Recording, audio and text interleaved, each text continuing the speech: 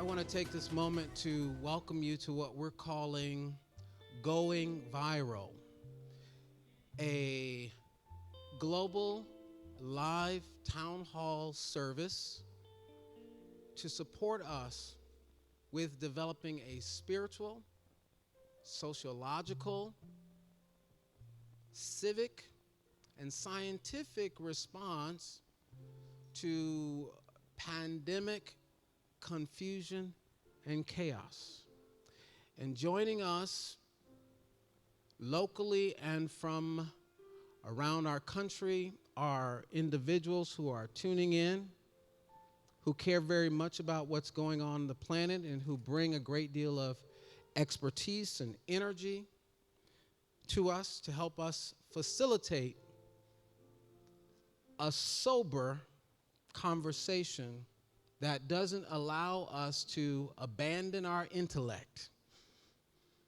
Did you know that you can bring your brain and your spirituality together? And that's what we are doing. And so there are leaders and thinkers that are joining us. And as we move through this process, I'll invite them. But I want to especially welcome my dear friend and Spelman sister. We've shared a lot of spaces together as we have worked on really the social justice front here in Sacramento. She is an epidemiologist. I said I wasn't accustomed to saying that word in church. And she is with Public Health Advocates, and my sister. Let's welcome Flojan Kofer in the house this morning. We call her Dr. Flo. Namaste. May be seated. We have others joining us via Zoom in just a moment. Right after this kind of a setup question to get us on the same page, Dr. Flo, we're going to invite our next guest to join us, Marianne Williamson. So Dr. Flo, I want to ask you to define a few important terms, because this is an important time, and there are a lot of terms being thrown around about. And so if you would define, number one, what is an epidemiologist? What is the coronavirus? And what is a pandemic? Those three things, and then we'll stop. We'll hear from Marianne Williamson, and then we will go from here. Oh, yeah, you'll need a microphone. Thank you, Good morning, Flo. everyone. It really is a pleasure to be here with you, not necessarily under these circumstances, but I think you've presented a few really important questions. The one I get the most is, what exactly is an epidemiologist?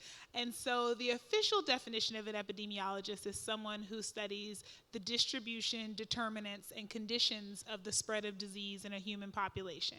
And that is a very jargony way of saying that we try to identify what makes people sick, and alternately what makes people well, and then we try to make sure that we have a lot of the protective factors that make us very healthy, and we try to minimize the risk factors that make us sick.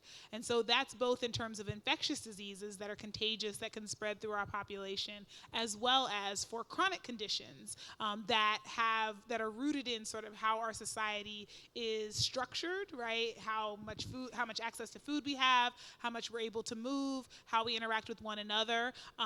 And some of the things that are not necessarily infectious in nature, but certainly have an impact on how healthy or sick we are. And so that's our role in the world.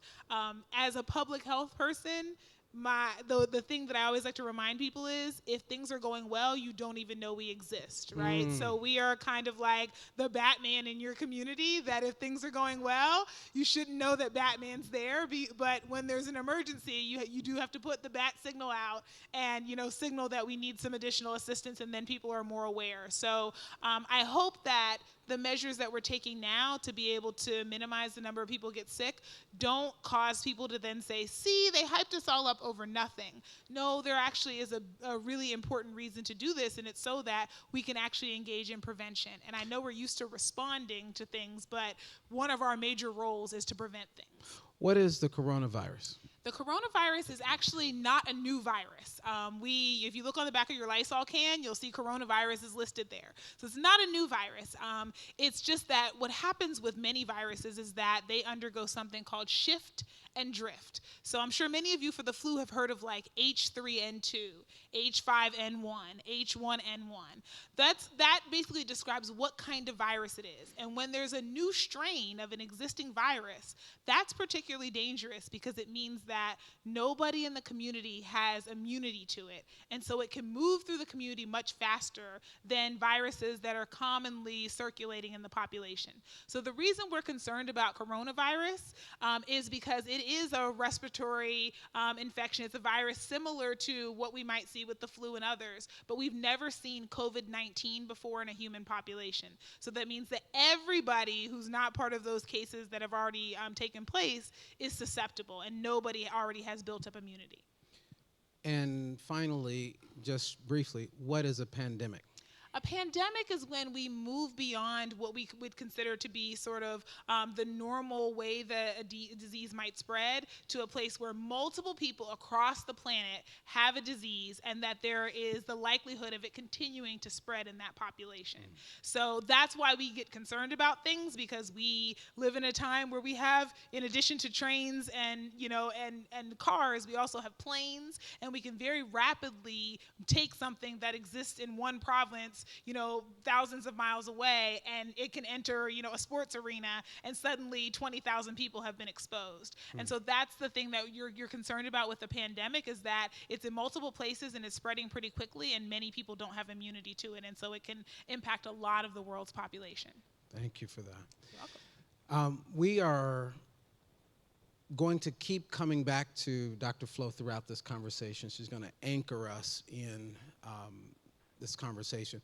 But speaking of someone who's traveled across the country and who is committed to spreading something viral around peace and miracles, The good kind. we are happy to have former presidential candidate, author, and spiritual teacher, Marianne Williamson, joining us this morning. Welcome, Marianne. So glad you're with us today. Thank you so much. Marianne, let me ask you, how do we address the panic and the fear triggered by the coronavirus on a spiritual level? Well, from a metaphysical perspective, let's remember that love is to fear what light is to darkness. Darkness isn't a thing, it's merely the absence of a thing. So when you turn on the light, the darkness is gone. And similarly, when you turn on the love, the fear is gone. Now, that's not just metaphor, that's how consciousness operates. So the way to remove your panic, it's a twofold process. Number one, you surrender it to God. You say, literally, dear God, please take this from me. But secondly, you have to fill the room that has been filled with fear. You need to fill it with love. Think of integrative medicine, body, mind, and spirit. And think of it like a war. You have ground forces, you have the army, and you have the Navy. Dr. Flo is the ground forces, the doctors, the epidemiologists, the scientists, the political leaders. They are the ground forces, and they need to be, and they are very strong right now. And I think one of the ways we can open our hearts to love right now is to simply take the time to really consider and reflect upon the fact that there are doctors and nurses and scientists who are literally risking their lives as we speak all over the world, seeking to help other human beings through this. This is the kind of thing that you look at the ground forces, which is that they are doing that. And then what's the Navy and what's the Air Force? The Navy, what's underneath the water? What are the deep psychological modes of understanding that can help us here? And of course, the Air Force is the sky, are the processes of the spirit. That's what we're doing here today. And of course, you're having us, Kevin. You're holding this on a Sabbath. The Sabbath is the time of recalibration, course correction. And the coronavirus, in many ways, is a way that the human race is being called to course correction. The human race, and particularly here in the United States, I must say, is being called to a recalibration as we recognize, okay, I might not be in control of what the circumstances are, but we're always in control of the space we choose to inhabit within the circumstance. We can hold this with love, thinking about praying for all the scientists, praying for the nurses, praying for the doctors, praying for those afflicted, thinking about people that we know who are older, particularly. How are my parents? How are my elderly friends? Who do I know that might be sick and more vulnerable? Who should I call? Who should I ask? Is there anything I can do to help you? To even see something like staying home and social distancing right now, it's an act of love. So the issue is, how can I be an instrument of love at this time? And the other thing is for us to realize, you're sitting home, oh, I have to be home. These are the kinds of moments that remind you how many people, millions of people on this planet, including here in the United States, wish they had a home. We have 500,000 people in the United States who are homeless. Think of them going through this. Millions of people around the world. There's so much we take for granted in this country. Think of the effect, for instance, I'll give you an example. A big topic for us psychologically right now, Kevin, has to do with the US sanctions in countries like Iran, in countries like Cuba. There are so many ways in which we as Americans have been desensitized to the pain of others over the last few decades. Not individually, because I think individually we're very good, decent people as much as anyone else. But collectively, we've closed our hearts as a country. Too many times we aren't thinking about the effects even of American foreign policy. Oh, you're afraid, are you? You're afraid that, you might die from this. You're afraid someone you love might die. Really? How much did you think about that when we were invading Iraq?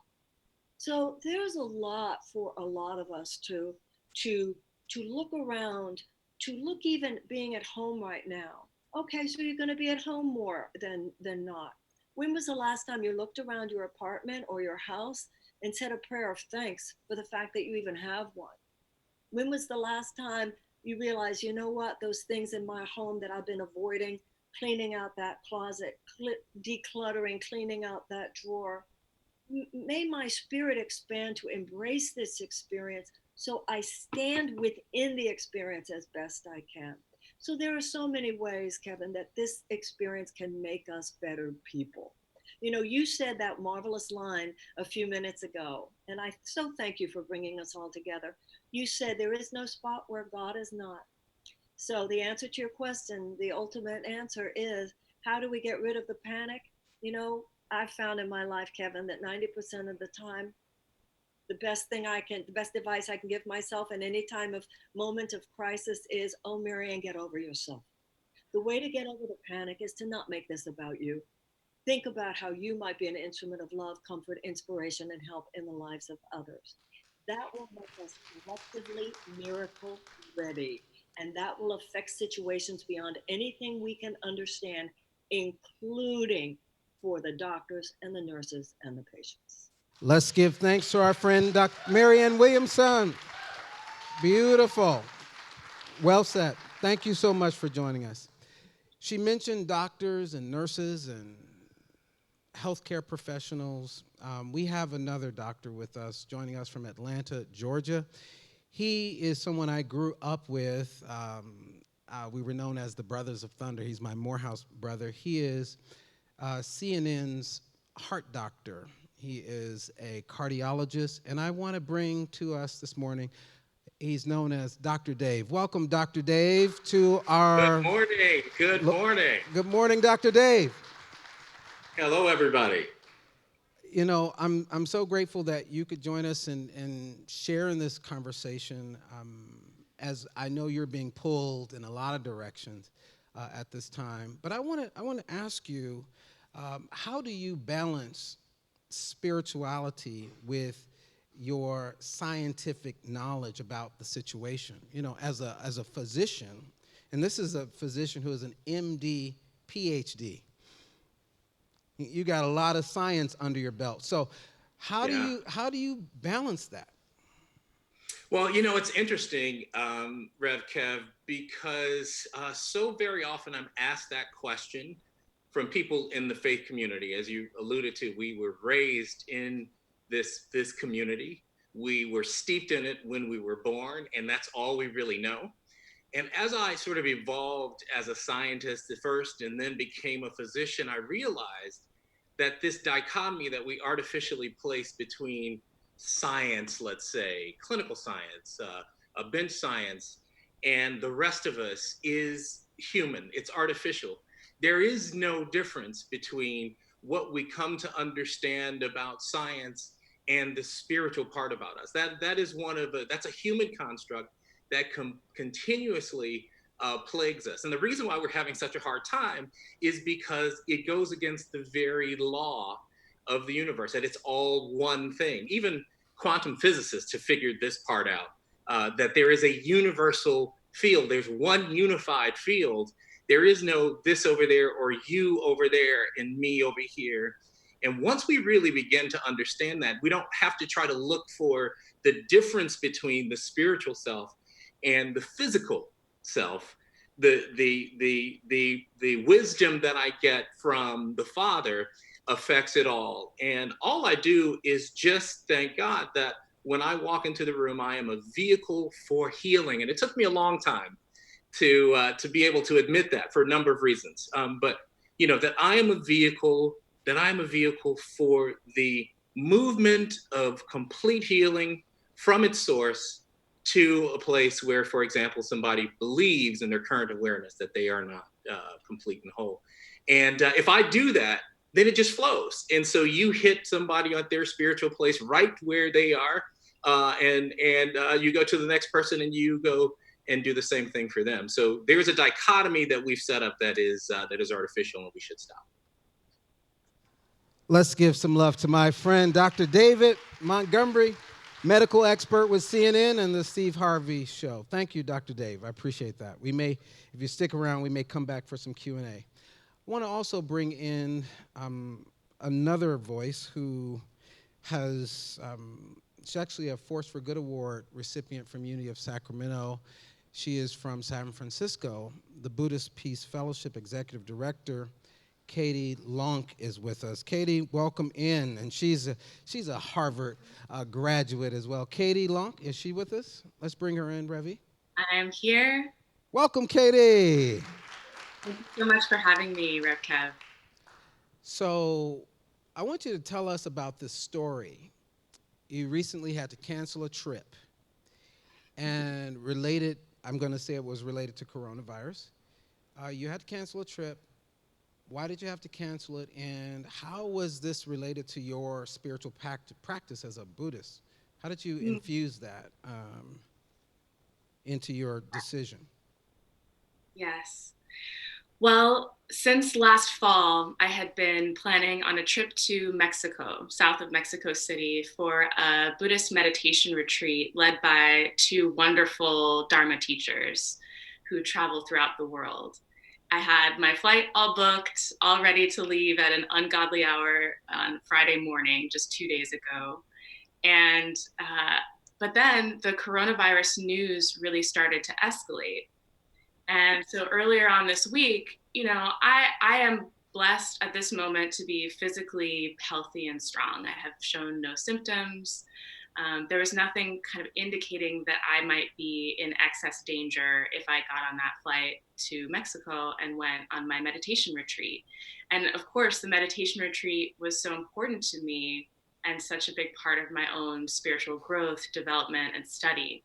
So I thought, I'll take my N95 mask with me on the flight. I'll be okay. I'll wash my hands, you know, thoroughly and frequently, and I'll be fine. But something kept niggling at the back of my mind. And so I started to check in with more of my community. And this is where at the Buddhist Peace Fellowship, we really combine the ancient wisdom of Buddhist teachings with this modern social movement society that we love so much. And so I'm fortunate to have a community that is well steeped in principles of ahimsa and non-harming, as well as political principles of centering those who are most impacted in moments like this.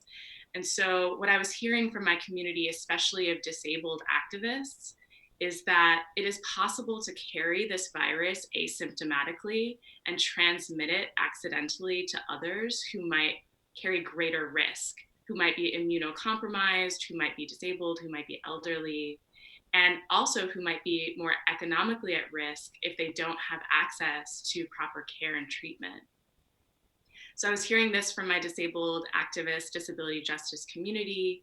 And I was also hearing about the ahimsa, or the compassionate care that you mentioned, of what's called flattening the curve. So what I was hearing was that we may not be able to actually contain the spread of this virus. Ultimately, it may go on to affect and infect a very high percentage of the population.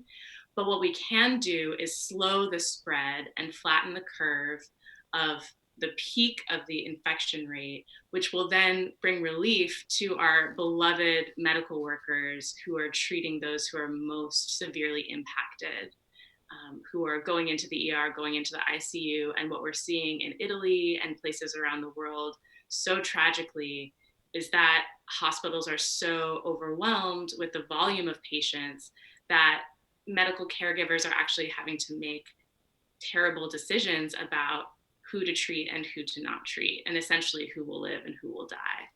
When that happens, our conditioning as a society around ableism, around the disposability of elders, the disposability of people with pre-existing conditions and disabilities also kicks in. And so we want to avoid that Sophie's choice, or that, unthinkable kind of decision that our healthcare givers might have to make if in the US our situation reaches this critical volume like in Italy.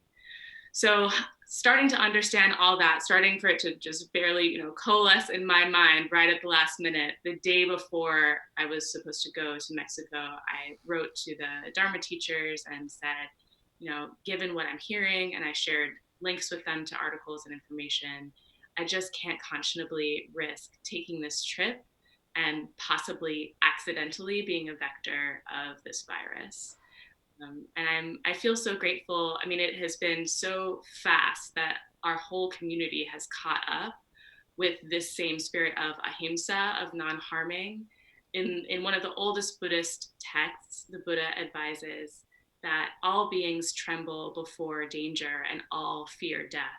So when we consider this, we do not kill or cause to kill. Life is dear to all, and when we consider this, we do not kill or cause to kill.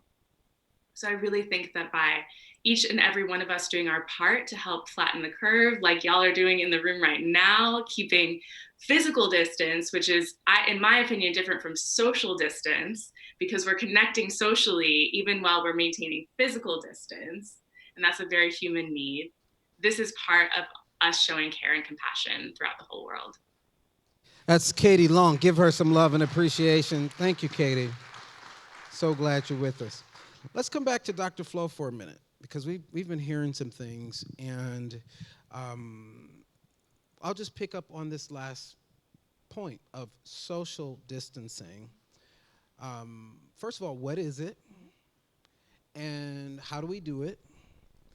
And why is it necessary? Let's start there. So as I mentioned earlier, when you have a virus that is spreading throughout a community and no one has immunity, you want to take extra precaution to make sure that you're not spreading it. And so social distancing is the practice of keeping a certain distance between you and others so that you are unlikely to infect them if you happen to be, as has been mentioned, an asymptomatic carrier. And also if you happen to be sick as well, that you're keeping your distance from others. So what that means is that we often ask for people who are sick to stay at home. And I really want to really thank, the points that have been elevated around the integration of science and our spirituality, and thinking about the responsibility that we have as people who may have more privilege than other members of our community.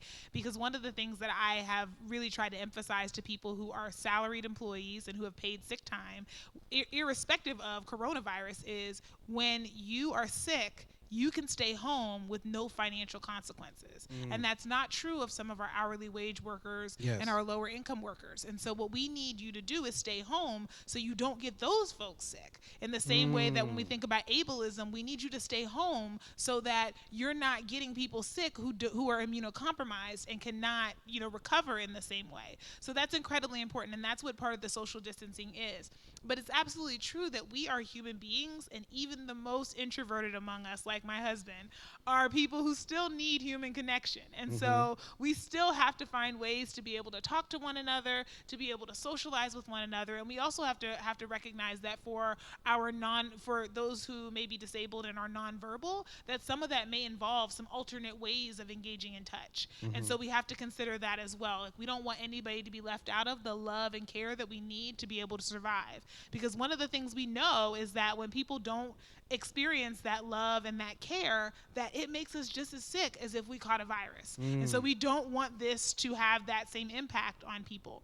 We also recognize the stress of not having our basic needs met can lower the function of our immune system and make us more susceptible to a disease. So we're really thinking about, and I'm sure we're going to get into some of the protections we need to put in place for people who are vulnerable in our community, because I'm actually concerned from a public health perspective that the economic impact of coronavirus may even outsize the literal health impact of the people who get sick and contract the virus. And so that's another thing we have to consider. And so the social distancing is one of those practices, but we have to make sure that it's paired with protection so that our community gets the love and support that it needs. So it's not that I am somehow abandoning my faith because I'm practicing social distancing.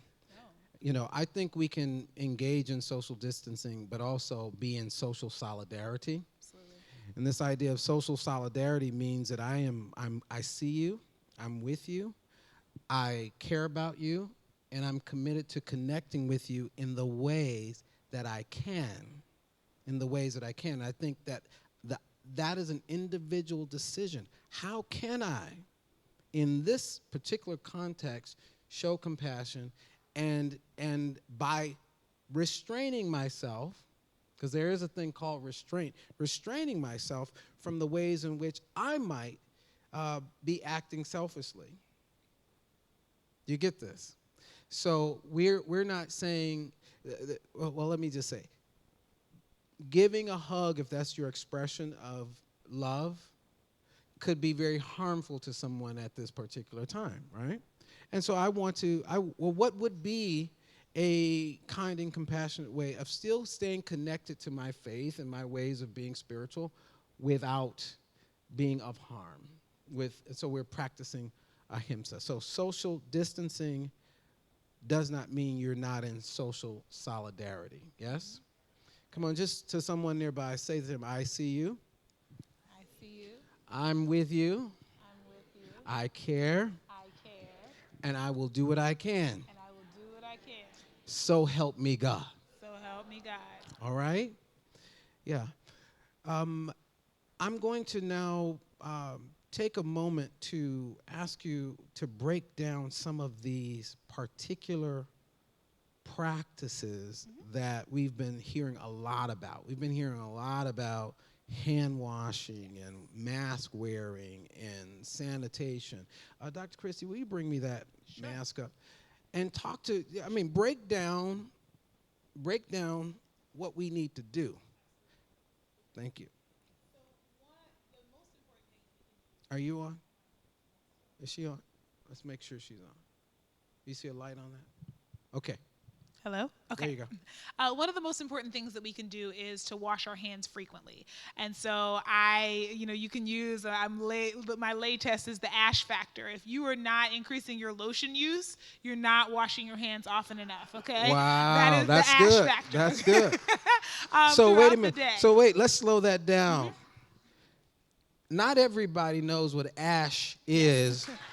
Skin dryness. Skin dryness. Do you know what ashiness is? Anybody? Who does not know what ashiness is? I'm just, you don't know, right? Sure. Not everybody knows. You know, well, listen, we got to break that. Right. Some of us know. And it's really important that we bring this up. So the best way we can I'm hardly ever ashy. I just want you to point that out. Moisturized. I am moisturized up in here. So one of the best things we can do is to wash our hands and wash them frequently. So the way that I've been trying to approach this and trying to sort of help people to recognize is anytime you enter a place, wash your hands, because you've been outside, you've likely touched doorknobs and other things like that. And so when you enter a place, always go to the bathroom and wash your hands, or to a sink or wherever you can find. The same thing is true, is to try to do that before you leave a place as well, so that you're not going, because the things that you touch frequently are likely the items that could be contaminated. Then the other part of that is when you're not washing your hands, to use hand sanitizer. Part of the reason why, if you go into healthcare settings, you'll see that there are hand sanitizer in most of the rooms and around, is because if you're washing your hands frequently, your hands will get dry. And for healthcare providers, we would find that your hands could actually start to crack, which then opens you up to infection. So we don't want you to be washing your hands so much that you are opening yourself up to a different type of infection. So we want to make sure that in between that, after you've washed your hands, then you can use some hand sanitizer if some is available to you, to be able to supplement, so that you're constantly making sure that your hands are clean. The other part of it is to make sure that you're wiping down the surfaces that you touch regularly. So if you're at home, think about your countertops, think about your cell phones, think about your laptops, and even like the bottoms of your laptop that you sat when you were at the coffee shop, and then you came home and sat on your kitchen table, and then you sat on your bed, right? So all the places that you're touching these things and moving them around, wiping down your keyboards, wiping down your steering wheel in your car, and the center console and your volume button, because I know everybody here loves to adjust their music, and all of those things. I think about the things that you're touching regularly, and really pay more attention to how often you're cleaning them, your light switches, your doorknobs, all of those things, because this virus can live on surfaces for a very long time. And so we want to make sure that we're keeping those things clean, so there's not the opportunity for contamination.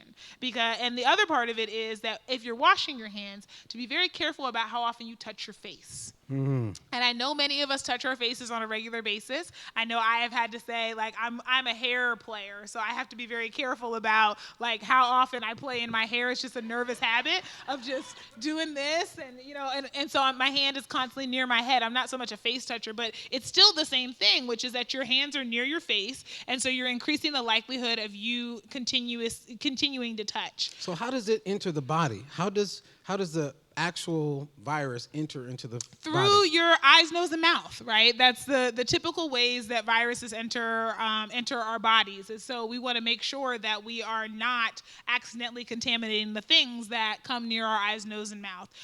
It also is spread through respiratory droplets. So if someone is sick, and that's part of the reason why we do the social distancing, because about 6 feet is about the distance where if somebody coughs or sneezes, it's unlikely that those droplets will land on you or will go into your nose or mouth. And so then you're less likely to get sick. So that's really important. But the main way we think this is spreading is by those droplets getting on things, and then we touch them and touch our faces, or ingest food or other things like that, so it gets in our bodies. The big thing about the masks is that we're really strongly encouraging people not to purchase and use masks unless you are a healthcare provider or you're sick. And when I say sick, I mean people who may be immunocompromised, who may have underlying conditions where your healthcare provider is asking you to do that, or if you're actively battling a cold or the flu or another type of infection. And the reason for that is that we have a global shortage now because people ran out and bought these masks. Some people went out to buy them, honestly, just as a way to be able to protect themselves and their families. And then I'm sure many of you have seen the New York Times article with the person who went out and purchased 17,000 bottles of hand sanitizer and cleared out, right, and was hoping to then be able to resell them on Amazon at really, really exaggerating prices. And that's unfortunately one of the evils of capitalism. It also is one of the reasons why several weeks ago many of the governors started to declare a state of emergency, because one of the things you can control during that time is price gouging of essential items. And so you may notice that when you go on Amazon now and you're looking for essential items, they're either out of stock, because unfortunately it doesn't mean that those people will continue to sell them at a reasonable price, but you're not going to see hand sanitizer with 2 ounces for $15 anymore, because that price gouging is no longer allowed. Give thanks. Come on, let's give thanks so that's for important. that. that is important. But if you are one of the people who is requested to wear a mask, the important thing about putting it on is to make sure that it's properly fitted, because there are these types of masks, which are the N95 masks. These are the ones that offer the most protection, and they have a respirator on them. There also are the general masks that people often will wear when they are feeling ill, and you still want to make sure those are properly fitted. And the most important part is to make sure that the seals around your nose and mouth are as close to your face as possible, because if not, two things happen. One, it's not really offering you that much protection because there's ways for things to get in or out if you're the one who's sick. The other part is that if it's not on your face well, what are you likely to do? Start touching your face a lot, which defeats the purpose of having the mask on in the first place. So you really want to make sure when you put it on that on most of them there's either a metal or it's a plastic part at the top that you can adjust, and you want to make sure that's at the top of the bridge of your nose and that the parts around your mouth are fitted so that there's not really a lot of room. It is sometimes an uncomfortable feeling to have it on. That's usually a sign that it's on correctly. If it's on, it's snug and it's not moving around. Is that helpful? So I'm going to put this one on myself just as a demonstration, but it is important to really recognize that if you are wearing it, the important thing to do is have it on correctly. And then Dr. Flo, that's going to be a parting gift for you. We're going to let you have that. Tell somebody he ain't right. He ain't right.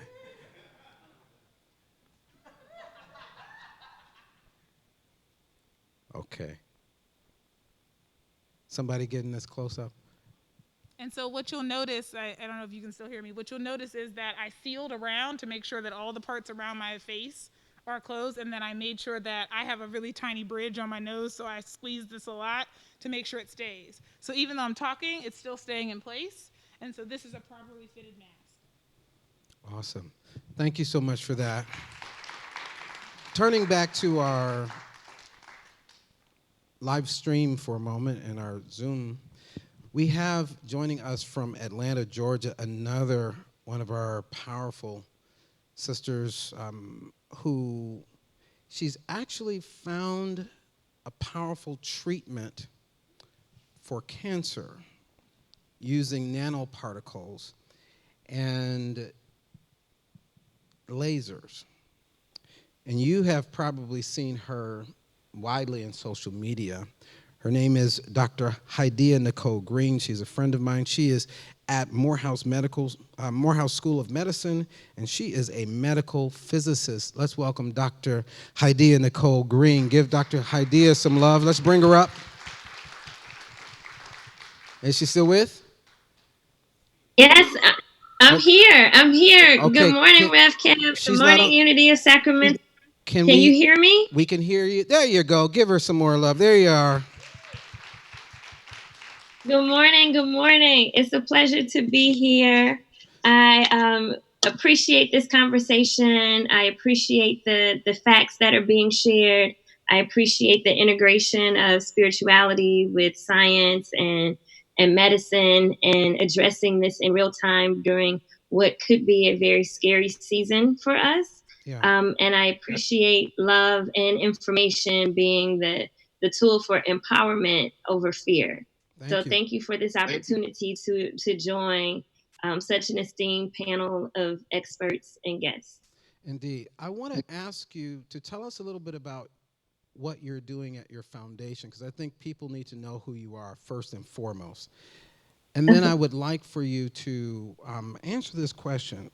Talk to us about, as a scientist and as someone who is spiritual, the distinction between being careful versus being fearful. So, but tell us about you and tell us why it was so important for me to have you here today. Besides the fact that you love me, Rev Kev. So I appreciate this opportunity. My academic background, I have 3 degrees in physics. I trained for 5 years at the Comprehensive Cancer Center and a year in the Department of Pathology at the University of Alabama at Birmingham. I had cancer impact my aunt and uncle, who were the only parents I knew, and I served as their primary caregiver, and that influenced my decision to dedicate my life to developing a better way to treat cancer. And I've developed a patent pending technology that uses laser activated nanoparticles that has shown complete elimination of cancer in laboratory mice after one 10-minute treatment over the course of 15 days with no observed side effects. So I started a nonprofit that I named after my late aunt, Aura Lee Smith Cancer Research Foundation, and we are raising money to begin human trials. Our website is oralee.org for all those who would like more information. That is ORALEE.org. And again, we are raising money to begin human trials, and we're excited about our collaborators and our partners. We're the first nonprofit in the state of Georgia's Tech Incubator, and we have clinical partners in a variety of cancers, including breast, prostate, colorectal, pancreatic, anal, cervical, head and neck, brain, and skin cancers who are ready to begin human trials as soon as we raise the funding to begin. So that's my background, and I appreciate you bringing me to the table as a scientist and a friend and a Christian and a believer, a faith walker, and a knower of things that are impossible being possible, or things that have been considered impossible being possible, a believer in healing. I think it's important to add to the conversation. You said, what's the question about being careful versus being fearful. So one of my favorite scriptures about fear is from 2 Timothy 1:7. For God has not given us the spirit of fear, but of power and of love and of a sound mind.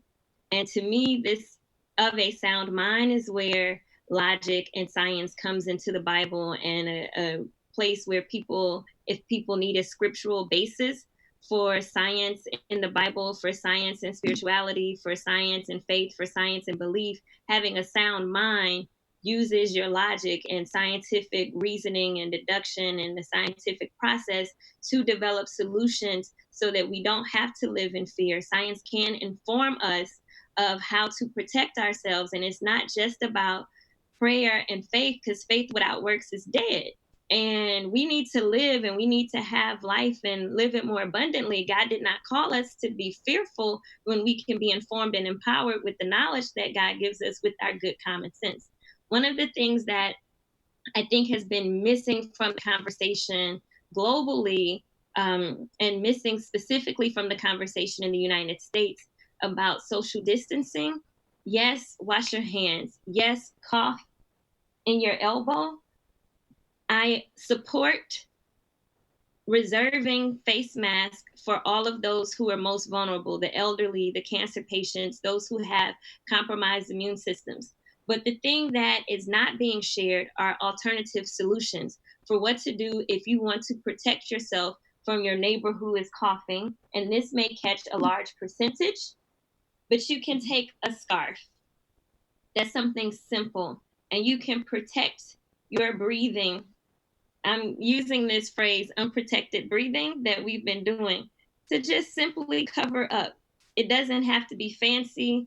We see it as Christians sometimes and think, okay, that looks like a Muslim and we don't want to walk around like that. But if we're reserving face masks for the healthcare workers, the most vulnerable, and those who need it most, that doesn't mean that we have to walk around and engage in unprotected breathing. And we can simply put a scarf over if we have to go out, if we need to be in a public setting. And that is a simple step that we can take in addition to social distance, in addition to washing our hands, being careful, staying home when you're sick. I don't like being subject to this victim mentality that we have to wait on someone else to tell us to use our good common sense.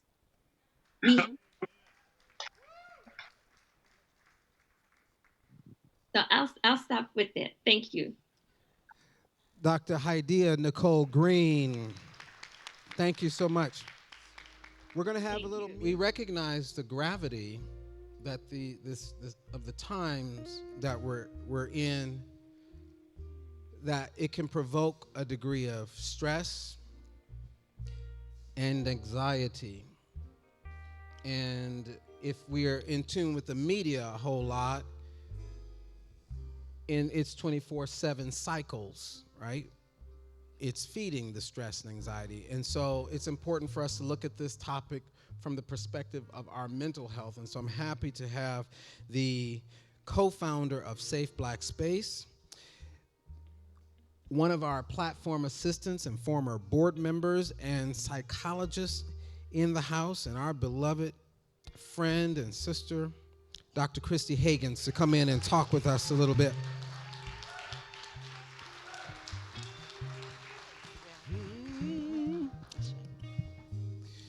Dr. Christy. Yes, yes. Stressful times, anxious times, challenging times. Is there any positive benefit to anxiety or stress in these times? And if so, what can we do with it? Well, let me just start with who's feeling a little stressed? Yeah. So part of what I want to acknowledge, or a benefit, I guess, is just knowing and acknowledging that we're not alone in what it is that we may be experiencing in our own lives and how that may show up for us. And then having an opportunity to connect, again, even in the midst of social media, around that understanding that we really are all one. And then exploring what that means for us to do about that stress that we might be experiencing for ourselves, and finding creative ways to address it. So there can be benefit in spite of the sense of overwhelm that can come up for us. What can I do practically? Look, we're learning that we may have to spend more time at home. Some of us are not accustomed to being at home all day, if that is the case. Some of us get to be at home with our 3 children all day. Right. I'm going to ask the question for me, and I pray that it benefits all y'all too. Okay. Let's start here with Rev Kev. Yes. So how do I make certain that the stress and anxiety that I may be experiencing as a leader is not taken out on my 3 children and wife? My 3 children who are creative and normally in school from 8 to 6 p.m., who now get to be home, occupying the same space at the same time with us more than often. And we love them so. I know you do.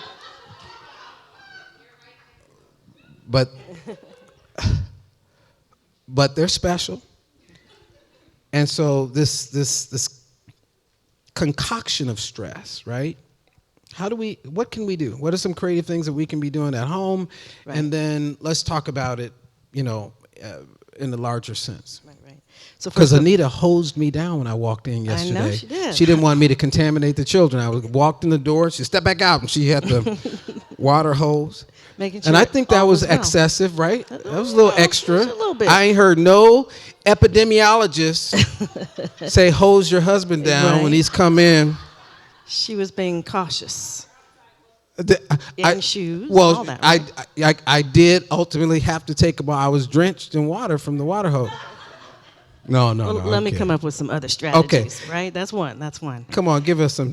But things are different, right? For many of us, and it might mean that we're in situations where we're confined to a space or with folks that we are not normally engaged with, or that we don't have access to things that we normally do. And so I think it's going to be a individual kind of thing for each one of us to decide what that might look like. But strategies are, we have to start with ourselves first, right?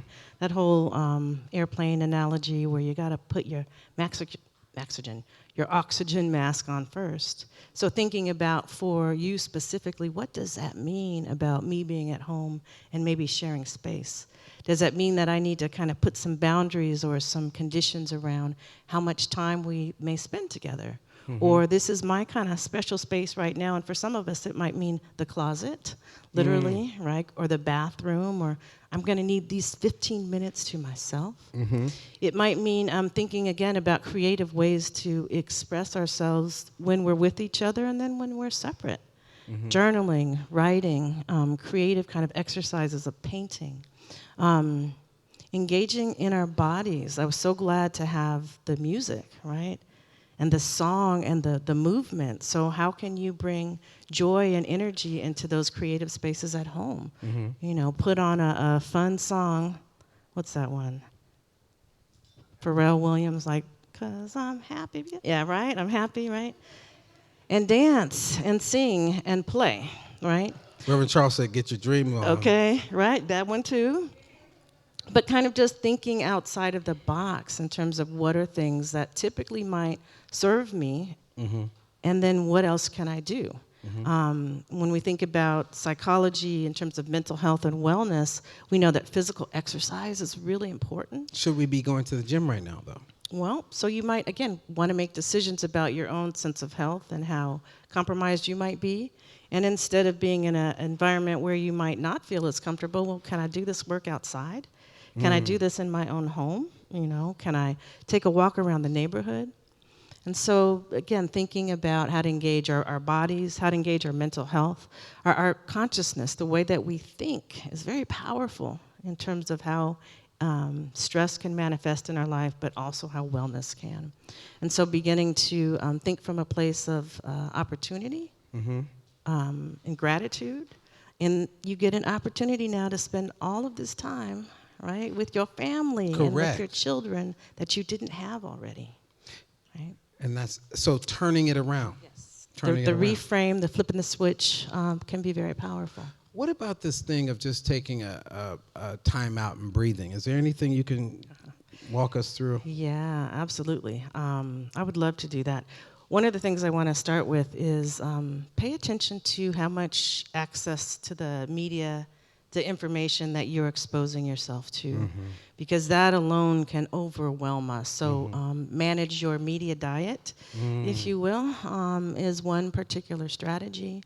And then breathing, right? Being conscious of your breathing. And if you will allow me, maybe I can lead us through a quick exercise. And those of you watching in the live stream, why don't you jump in a chair if you can? If you're not driving, and participate in this. And let's see if we can anchor this practice in our bodies. Excellent. So I'm going to lead you through a brief exercise that I call Breathe, that I tend to integrate into workshops that I lead. And it's about breathing. And if you feel comfortable, I'm going to invite you to just gently close your eyes and plant your feet flat on the ground and remove anything from your hands that might be a distraction and to put it down. And if you are so inclined, to gently close your outer eye and just open your inner eye. And to breathe deeply all the way in. And exhaling everything out.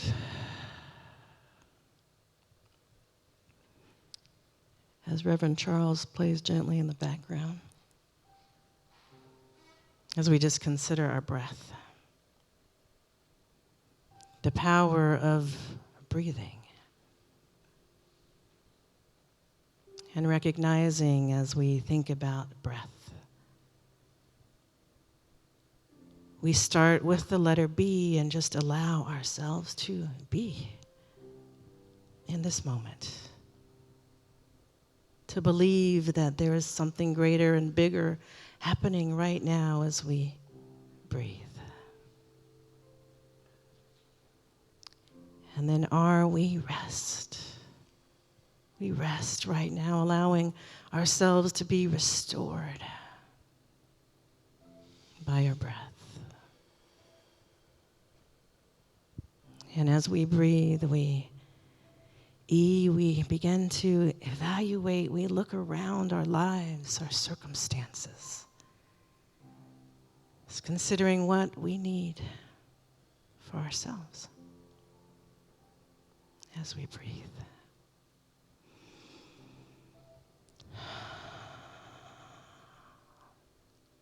And then A, we begin to consider what actions need to happen. What do I need to do? How do I need to act and behave that blesses me and everyone around me? And we breathe. And now, T, we're so thankful. We're so thankful for our breath, for this moment, for the opportunities that are emerging before each one of us now, for our world. And then H with hope. Hope. Hope in anything and all things being possible. We breathe into hope, everlasting. And then E, we enjoy this ride. Despite all the circumstances, all the things that are appearing before us, we enjoy this ride, this adventure, this journey that we are on as we breathe. Grateful for our breath. Grateful for our life.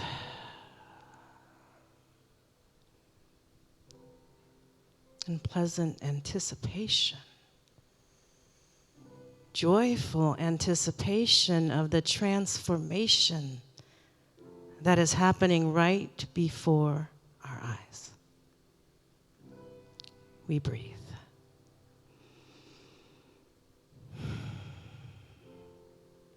Taking another moment to just bask in our soul's wonder of our breath, of the collective change and transformation that is happening. We breathe. And taking a deep, final cleansing breath in together, locking it in, and exhaling completely. We know the truth. We breathe now at our own pace, allowing this presence, this light, this power to breathe through us, trusting and knowing that all is truly well, because it is. Ashe. Ashe. Ashe. Ashe. And Ashe. Beautiful. Thank you. I invite you to gently bring yourself back now. Or you can choose to stay there. You can go back there anytime when you just remember to breathe. Yes? Yes. Thank you.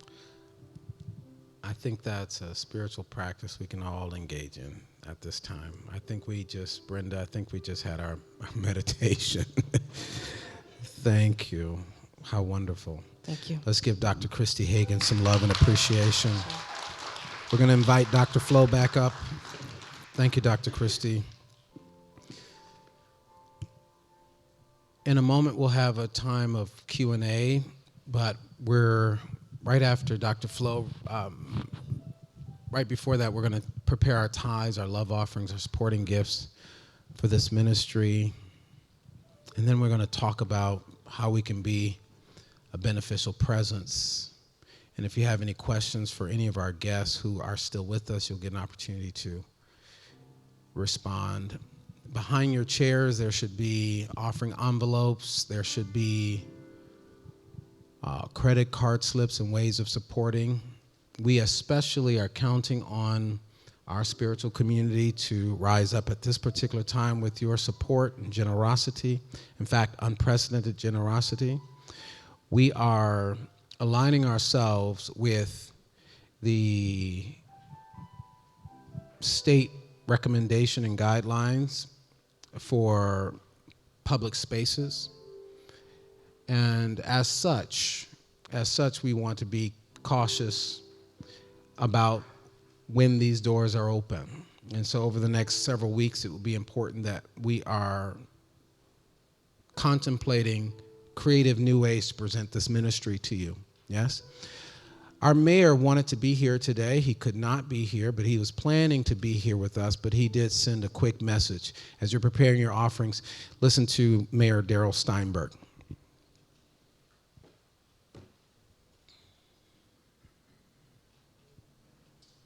Members of our faith community throughout the Sacramento region, the worldwide outbreak of coronavirus is profoundly disrupting our personal, professional, and spiritual lives. People of faith are needed more than ever in this time of crisis. The values of service and sacrifice, so deeply held by believers, regardless of doctrine and denomination, will provide the strength to get us through this together. We must stand ready to help our neighbors, our community, and each other in the days ahead. We must also prepare ourselves and our congregations to serve through a crisis that may in fact last longer than just a few weeks. We are all responsible for taking care of our most vulnerable brothers and sisters, and for making sure we take the precautions needed to protect them from danger. We are all seeking to do all we can to protect our public health, our public safety, and also to maintain as much normalcy in our everyday lives as possible. To that end, it is critical that we heed the advice of our public health officials and the relevant orders related to the virus. I'll close with you. Just as a faith leader tends to her flock, Just let her know. we must also tend to our city to ensure that we do not overwhelm our health systems or erode the fabric of our community. We will always remember that our generosity serves as vital resources for our places of worship. Please continue to tithe so that churches, mosques, synagogues, and all houses of worship can continue to keep doors open, lights on, and food pantries well stocked. If services are canceled, mail your offering in, and if you cannot do that, set the money aside until you can get it to your congregation. The great strength of Sacramento emanates from so many in the interfaith community. Our diversity is our great strength, our unity is our strength, and our service together is our greatest strength. While these are challenging and difficult times, I have no doubt we will get through all of this together. And to members of our undocumented families, if you are sick, seek treatment. If you are hungry, seek help from your community. If you need help with online studies, unemployment benefits, or any other service arising now or in the coming months, please do not hesitate to seek help. We will always stand with and protect our immigrant communities. Our social services are for everyone, regardless of status. My deepest gratitude to the faith community in Sacramento for doing everything you are doing to rally, to support one another, and to keep the faith. Let us remember, whoever saves one life saves the entire world. Let's give thanks for our mayor. Thank you, Mayor Steinberg. And let's take our. Let's give some love and appreciation to our live streamers. Thank you, live streamers, for tuning in. It's so important, more than ever, that you are a part of this community. And if you found value in today's experience that we've created. Make this live stream go viral. Let the world get this important information, this inspiration, the tools that are necessary. And then we invite you to continue to pour your support in an unprecedented way for the spiritual community that is still committed to being a force for good in the world. We invite you to use the safe, secure Facebook link that is there. You can also download our free app on your app store, wherever that is, whether you're Android or iPhone user. It's absolutely free. It's a way not only for you to give, but it's especially a way for you to send us your prayer requests and also to watch our live stream. You can do it directly through our app. And we're asking not only those in our live stream community, we're asking those in the spiritual community over the next several days, weeks, and months as we move through this process. If you have not migrated over to automatic tithing, it's going to be critical, as the mayor was indicating, it's going to be critical that we get creative in how we support our community, okay? Those that do that today, we have a little t-shirt for you in the foyer that you can select from as a thank you for your support in doing that. And you can also text to donate. What is that text number? 916 what is it? 916-378-4999. 916-378-4999. We appreciate you, we love you, and we look forward to keeping you updated as to our progress here on the campus. Let's thank our live streamers for tuning in. Thank you so much from around the world. We appreciate you. One of the ways and one of the issues that I've alluded to earlier was that my children are home from school, and children are home from school around the country. With the onset of school closures, there are many who are food vulnerable. They are individuals, children who are on free and reduced lunch programs across our nation who rely on receiving their food supply from school. And that becomes a challenge when they're away from home. And so we are very blessed to have on our campus one of our community partners who's been here for many years. How many years has it been? Talking to the mic. 5? You got to talk in the mic, Jen. It's been 5 years. It's been 5 years. Blessings in a Backpack is an organization that takes the time to raise food donations for food insecure children in school districts nearby. Come on, give thanks for that. And we're very proud of the work that you are doing. Tell us what you are doing now as far as school closures. Tell us a little bit about it. And by the way, this is Janet Davis. She and her husband coordinate that work on this campus. Thank you very much, and good afternoon, everyone. Good afternoon. One of the things, well, first of all, we're associated with a nonprofit that's feeding 87,000 kids across the United States. We send home weekend food bags on Friday that are packed in the schools by the kids for the kids that have food insecurity issues. We don't have a list of the names and addresses of which kids receive the bags.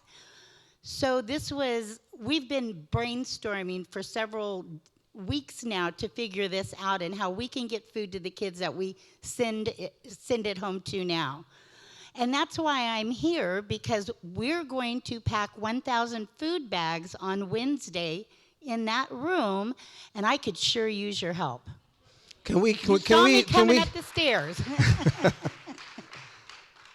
And so 1,000 food bags are going to be packed and assembled for food insecure youth in our community and nearby school district. Correct. And I'm calling on I'm calling this a unity.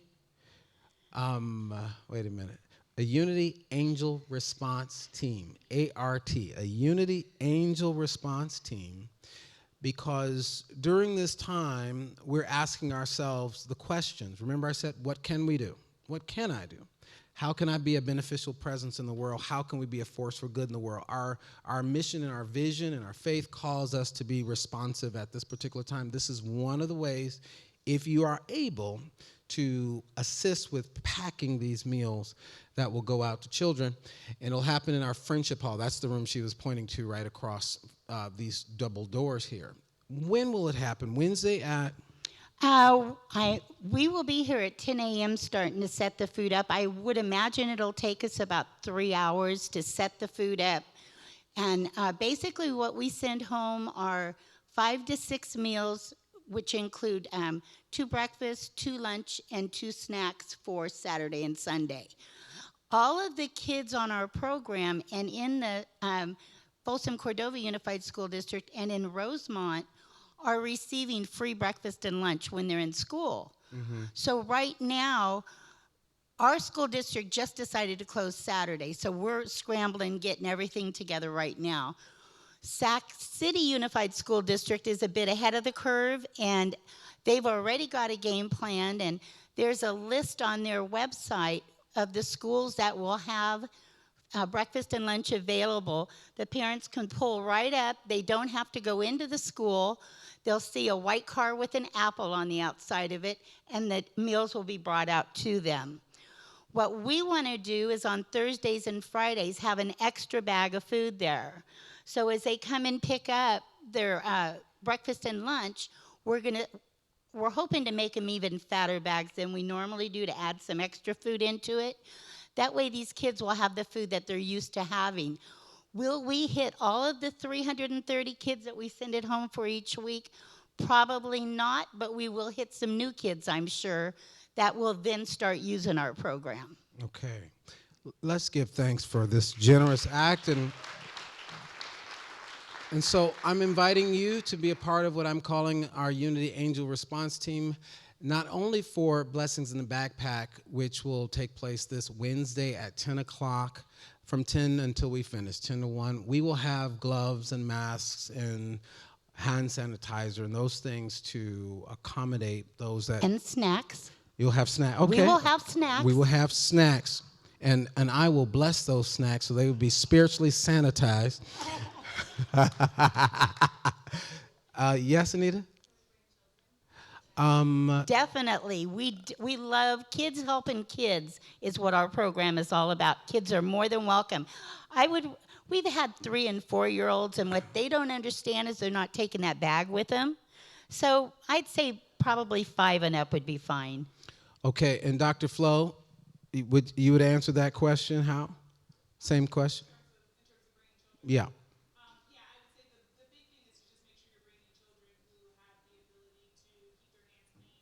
Okay. Okay, great.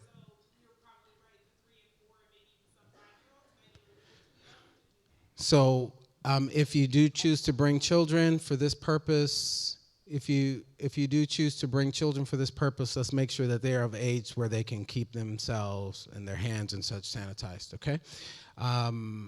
So I'm also asking individuals who would participate in what we're calling this angel response team is to those individuals who may be willing to check on our seniors who are at home and may be shut in and might need food brought to them or particular services and or notify us of those who might be in need of this particular service. Does this make sense? And I want you to see Linda following the service if you are willing to sign up for any of these. And obviously, as things develop and unfold, as we get more information about how the shape of our ministry, right? As we get more information, we will be alerting you through our e-blast, our text messaging system, and our app. So if you are not on our e-blast list, please sign up today. If you don't have our app, please download the app today. If you are not receiving information from us, if you didn't get a message from me this week, chances are great that means you're not plugged in. Please update it this week. And also indicate when you go in that you would be willing to participate on our angel response team as we do our part, do what we can to respond to the crisis and confusion and chaos that is being prompted by this corona outbreak. I want to give some final thoughts as we prepare to go. Fear always provokes selfishness. Fear asks the question, what about me? Fear blinds you to others. Selfishness triggers a behavior in times like these called hoarding. Because I'm only thinking for myself and I'm not thinking for others, then I will overconsume. This overconsumption defeats the purpose of trying to eradicate a virus that needs us to be sanitary. Do you get this? And so let's be mindful and conscious that a spiritual practice of generosity and selflessness looks like only consuming what we need. Would that be okay with you? Such that there's a space and openness for others to have their needs met. And for those of us who have extra, our generosity right now is of grave importance. Look around and ask yourselves the question, in what ways can I share with those nearby? Don't wait for somebody to knock on your door. Just check on a neighbor. Check on someone nearby to see if something you have they may need at this particular time. Anita and I used to live in Florida, and we rode out a hurricane. And we were locked in for days. And when you're locked in for days, you're locked in for days. And what you have in your home, you have. And we felt destruction happen on our home at that time. The winds shook our house and blew an office window out and all of that. So we've been through this kind of experience. And so we know the importance of hunkering down, but also staying connected at the same time to larger community. And because this is impacting the globe, let us make certain that we don't allow selfishness to block the spiritual arteries where the guidance of spirit is seeking to flow through.